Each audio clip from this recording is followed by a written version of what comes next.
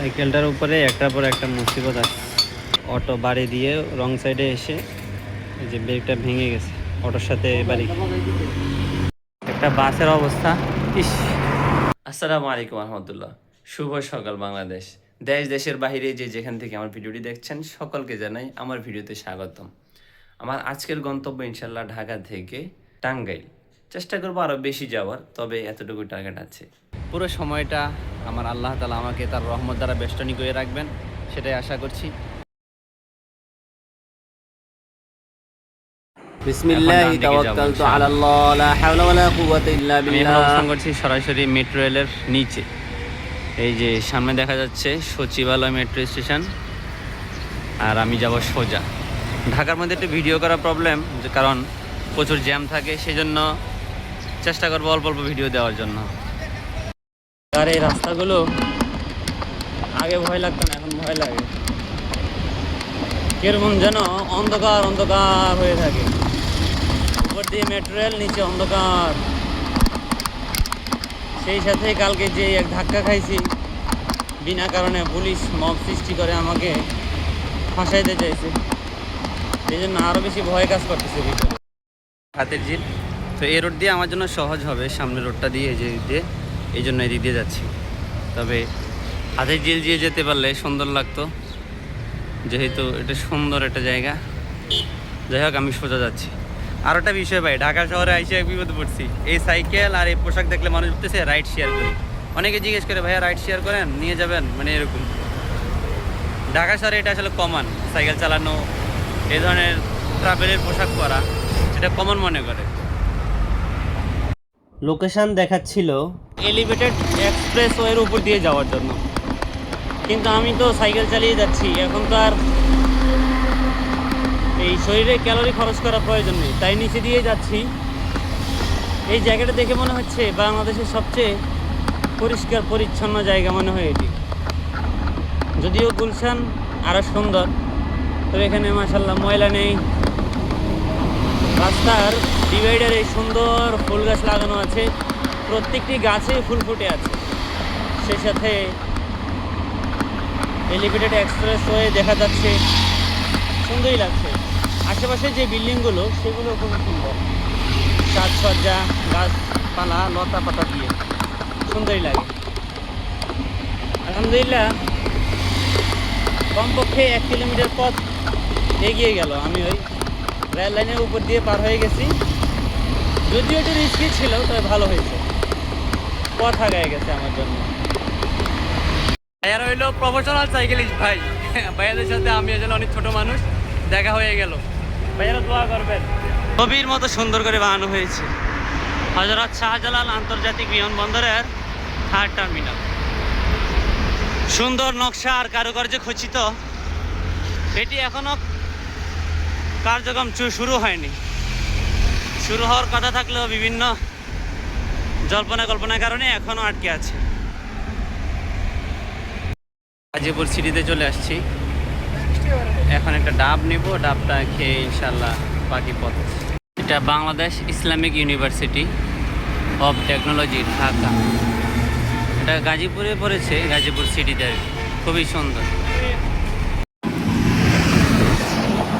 আলহামদুলিল্লাহ, এই মুহূর্তে পাস করছি ভোগড়া বাইপাস গাজীপুর। এখন শুধু টেনশন হচ্ছে যে যমুনা ব্রিজ কীভাবে পাড়ি দিব, কারণ যমুনা ব্রিজ তো সাইকেলে পার হওয়া যাবে না, অবশ্যই হয়তো কোনো ট্রাকে বা বাসে করে ম্যানেজ করে নিয়ে যেতে হবে। ভাইরে ভাই, একটু আগে গাজীপুরের প্রশংসা করছিলাম যে মাশাআল্লাহ খুবই সুন্দর, পরিষ্কার পরিচ্ছন্ন। এখন দেখি সামনে বিশাল এক ময়লার স্তূপ দেখা যাচ্ছে, মানে আমাদের লালমাই পাহাড়ের চেয়েও বড় রে ভাই। এটা কি? আরে ভাই, এটা কি? একটা মজার বিষয় বলি, এই গাজীপুর থেকে নিয়ে উত্তরবঙ্গ যতটুকুই যাব, বেশিরভাগ এরকম বাজারে ফ্লাইওভার। বাজার এবং শহরের জায়গা, শহরের যেই মোড়গুলো আছে, উপজেলা, বেশিরভাগ জায়গাতে এরকম ফ্লাইওভার। মানে নিচে যতই যানজট থাকুক না কেন, আপনি উপর দিয়ে অনায়াসে যেতে পারবেন। ভাল লাগে। তবে যদি আমাদের ওইদিকে এরকম হতো তাহলে ভালো হতো। বিশেষ করে আমাদের কুমিল্লা শহরটা যানজটে ভরে গেছে, প্রতিটা জায়গায় হ্যাজেল, যানজট, বিশেষ করে অটোরিকশা খুবই সমস্যা হয়। এমন যদি হতো তাহলে আমার শহরটা আরও অনেক ফ্রেশ হয়ে যেত, মানুষের কাছে আমার শহর নিয়ে কথা বলার মতো আরও অনেক কিছু থাকতো। এই জায়গাটাতে এসে দাঁড়াতেই হলো, কারণ এই মসজিদটাতে আমি 2016 সালে তাবলিগে আসছিলাম। বিভাগীয় প্রকৌশলী কার্যালয় গাজীপুর, এই মসজিদটাতে। এবং পিছনে আছে হর্টিকালচারের ভিতরেও গেছিলাম, অনেক সুন্দর হর্টিকালচার, গাজীপুর হর্টিকালচার যেটা। ঠিক আছে, আমি এখন কালিয়াকৈরে আছি, কালিয়াকৈর থেকে ভিতরে। ভাইরে ভাই, 60 দিনের জন্য আসছিলাম তাবলিগে, তো আমরা পায়ে দোল জামাত ছিল, পুরো সময়টা আমরা এই হেঁটে হেঁটেই গেছি এক মসজিদ থেকে আরেক মসজিদে, সামনেও ছিলাম। তবে এই মসজিদটার কথা বেশি মনে আছে, কারণ হর্টিকালচারে গেছিলাম, এই মসজিদে ছিলাম। সিরাজগঞ্জ 93 কিলোমিটার। আজকে চেষ্টা করব আমি সিরাজগঞ্জে থাকার জন্য। বন্ধুরা, গাজীপুরকে বলা হয় মসজিদের শহর। দেখেন, গাজীপুরের প্রত্যেকটা জায়গাতে আপনি এরকম নান্দনিক ডিজাইনের মসজিদ দেখতে পাবেন, যে মসজিদগুলো বাহিরের ডিজাইনে করা এবং খুবই সুন্দর নান্দনিক কারুকার্য প্রত্যেকটা জায়গাতেই খুব সুন্দর লাগে। আমি এখন ক্রস করছি শফিপুর ফ্লাইওভার, যেটা 1 কিলোমিটারের উপরে, 1200 মিটার। একটু নাস্তা করে নিব, নাস্তা করে আবার রওনা হইতে হবে। পেটে অনেক খিদে, কি করা যাবে। মাশাআল্লাহ, রাস্তার ডিভাইডারে কি সুন্দর করে বিভিন্ন শাক সবজি চাষ করে রেখেছে, বাহ, ভালোই তো লাগছে। আর সামনের জায়গাটাতে এটা সরকারিভাবে ফুলের গাছ লাগানো হয়েছে, খুবই সুন্দর। এই অফিসটা দেখেন, একদম ঘাস দিয়ে, ওয়াও, সুন্দরই তো লাগে তাদের এই ডেকরটা। বিদায় গাজীপুরবাসী, বিদায়, ওয়েলকাম টাঙ্গাইল। আলহামদুলিল্লাহ, খুব সহজেই এই পথটা পাড়ি দিতে পেরেছি।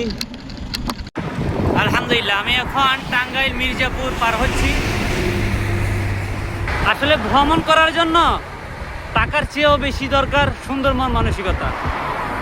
দেখা গেছে আপনার কাটি টাকা আছে, কোটি কোটি টাকা আছে, কিন্তু আপনার মন মানসিকতা নেই। যেমন কালকে একজন বলছে, আমি এভাবে কেন যাব, আমি গাড়ি দিয়ে যাব, আমি তোমার মতো যাব না। তখন আমি বললাম, আপনার টাকা আছে কিন্তু মন মানসিকতা নেই।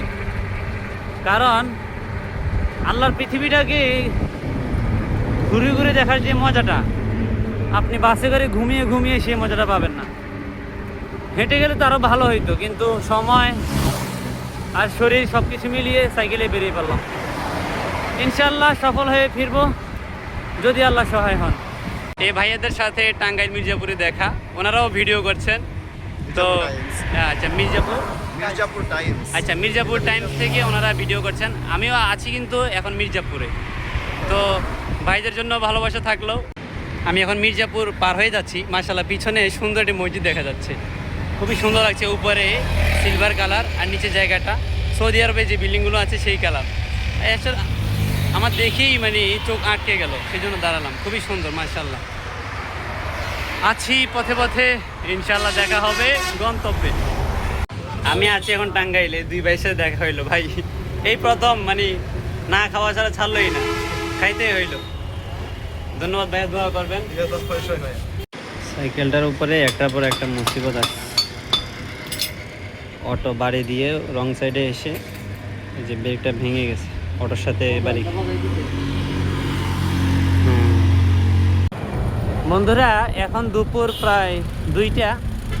আমি এখন আছি টাঙ্গাইল এলেঙ্গা। আলহামদুলিল্লাহ, আমি সকাল 5:30 থেকে নিয়ে এখন পর্যন্ত 108 কিলোমিটার পাড়ি দিয়েছি। সাহস অনুযায়ী আমার ইচ্ছে ছিল টাঙ্গাইলে থেকে যাব, এখন মন চাচ্ছে সিরাজগঞ্জ যেতে। তো সবাই দোয়া করবেন, ইনশাল্লাহ আজকে হয়তো সিরাজগঞ্জ গিয়ে থাকতে পারি। এখন মেন সমস্যা হলো আমার সাইকেল নিয়ে যমুনা পার হওয়া। চেষ্টা করব, রিকোয়েস্ট করব, যদি দেয় তাহলে তো সাইকেল নিয়ে পার হব, আর যদি অনুমতি না দেয় তাহলে নৌকা বা ট্রাকে করে পার করতে হবে। একটা বাসের অবস্থা, ইস কি মর্মান্তিক অ্যাক্সিডেন্ট ভাই, পুরো ধুমড়ে মুচড়ে গেছে। আল্লাহ ভালো জানে কেউ মারা গেছে কিনা। ভাই কখনকার ঘটনা এটা? কবের ঘটনা? সকালে মারা গেছে কেউ? আলহামদুলিল্লাহ আলহামদুলিল্লাহ। আমি এখন টাঙ্গাইল পার হয়ে গেছি। জায়গাটার নাম আসলে জানি না। চারপাশে শুধু কলা আর কলা, সব কলার বাগান। আমার পিছনে দেখতে পাচ্ছেন বিশাল লম্বা, বিশাল, মানে কয়েক কিলোমিটার হবে।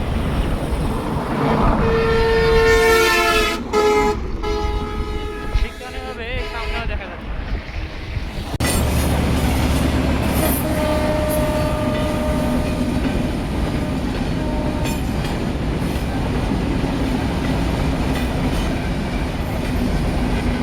এই জায়গায় আসলেই একমাত্র বাস এবং ট্রেনের প্রতিযোগিতা দেখা যায়। এই রোডটাতে আসার পর কিছুটা সৌদি ভাই আসতেছে।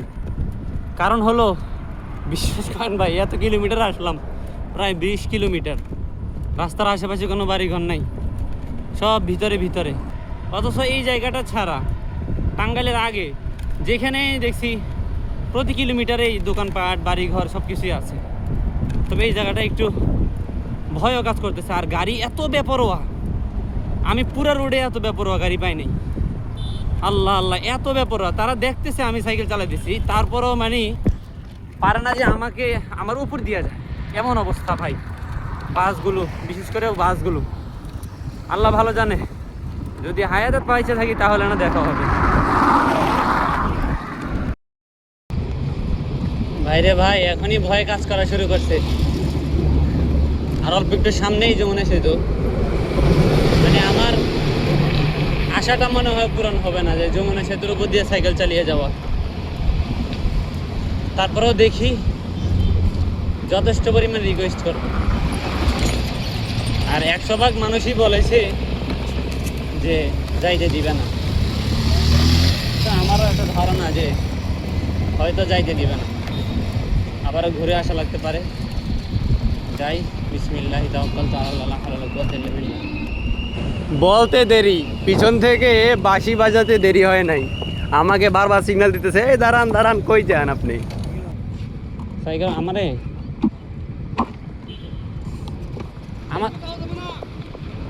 আঙ্কেল, আমি তো তেঁতুলিয়া যাব।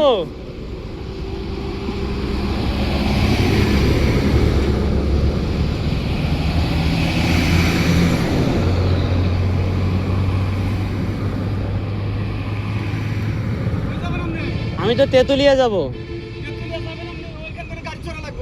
ব্রিজের উপরে কোনো সাইকেল যাবে না, জানেন না? ব্রিজের উপরে সাইকেল নিষেধ। যাই না তো, এখন একটু ম্যানেজ করা যায় না? অনেক কত কষ্ট করে আসছি টেকনাফ থেকে। এখন থেকে আসলে কি হবো? আর যাওয়া যাবে না এইদিকে। এইদিকে আপনি ইচ্ছা করলে গাড়িতে দেখতে পাবেন, এইটুকু আমরা ব্রিজ গাড়িতে পার হওয়া লাগবে। আর আপনাদের গ্যারান্টি বাহিরে আটকা দিলেনি, আটকা দিয়ে পুলিশে দিয়ে দিলেনি। বুঝছেন ব্যাপারটা? আপনার রেল স্টেশন থেকে ওই যে দেখা যায়, ওই যে ওখানে আসছেন, ওই যে ওখানে গাড়ি থামে, সব গাড়ি থামে। ওখানে একটা টাকা চেরা যান গা। আরে আল্লাহ, এমনি এগুলো যায় না অটোগুলো? না, অটো ভ্যান কোনো কিছু চলবো না, শুধু হুন্ডা চলে, তাছাড়া কিছু চলে না। আল্লাহ, আপনি জানেন না যে ব্রিজের উপর সাইকেল রানিং নিষেধ? আসলামই তো ফার্স্ট। তারপরে তো জানা থাকে লাগবে, যেহেতু ভ্রমণে। এখন একটু ম্যানেজ করতে পারবেন না আঙ্কেল? অনেক কষ্ট করে আসছি, একটু কথা বলে দেখেন না। না, একটু যাওয়া যাবেই না, কোনো কমেই না, কথা বললেও না, আসলি না। এই আল্লাহ, কথা বললেও যাইতে দিব না, না বললেও যাইতে দিবে না। প্রধানমন্ত্রী এসে তাও যাবার দিবে না। আচ্ছা আচ্ছা, শুধু ওই যা লাগবে। হ্যাঁ গাইজ, যে ধারণা করছি আসলে ভিতরটা ফাইটে যাইতেছে, মানে বুঝাইতে পারবো না। আটকায় দিল সিকিউরিটি গার্ড, ওই যে বলতেছে আপনি যাইতে পারবেন না, প্রধানমন্ত্রী আসলেও যাইতে পারবেন না। কি করার আছে ভাই, নসিব খারাপ।